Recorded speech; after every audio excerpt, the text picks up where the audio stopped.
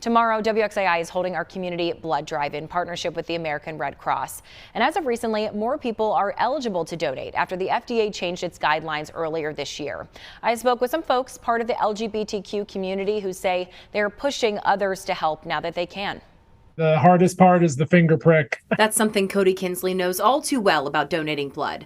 Not because he's Secretary of North Carolina's Department of Health and Human Services, and not just because he's donated recently, but he's got a history with giving blood. His first donation was nearly 20 years ago. My high school down in Wilmington, North Carolina, used to have blood drives all the time, and I used to play a part in volunteering and helping organize those drives. But there is a big gap in his donation history, about 15 years, all because Kinsley is gay. When I came out after college, realized that I was going to be excluded from donating blood.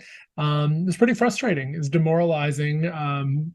Seeing that a policy that was 40 years old, that was rooted in stigma, hadn't kept pace with the times. The FDA's lifetime ban on blood donations from gay and bisexual men started during the HIV/AIDS crisis of the 1980s. When I started out, I was up in New York, and that's when the stuff came through about they wouldn't let the guys donate. Candy Villano remembers when the policy was put in place. It just didn't make any sense. Now, as the vice president of Pride Winston-Salem, Villano is taking on the task of educating younger people on this history and also the new guidelines. As of summer 2023, eligibility expanded for gay and bisexual men.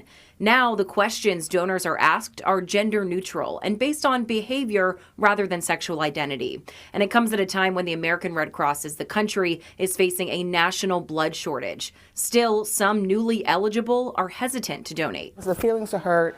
It's like, yeah, now you need my help. It's kind of like, well, I offered to help your parents and they didn't want your help, and all of a sudden, well, why aren't you there? Still, Villano is pushing Pride Winston-Salem members to look forward, and that's the message from Kinsley and the DHHS too. So this is something that I think people can really take pride in doing. I just happen to be a gay man who also really likes to donate blood and give back and wants to do my part in public service. Being a gay man is really an ancillary issue with regard to donating blood. Unfortunately, for a long time, because we were confused about the best ways to reduce exposure, and because we've now learned more and gotten less confused and we have better testing, being a gay man can be the afterthought that it needs to be when it comes to donating blood.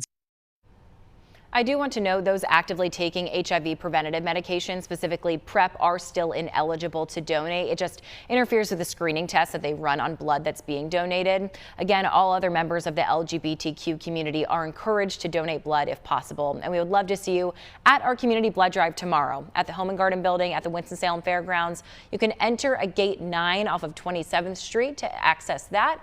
We will be there from 9 a.m. to 6 p.m. You can still sign up for those appointment slots ahead of time on WXAI12.com.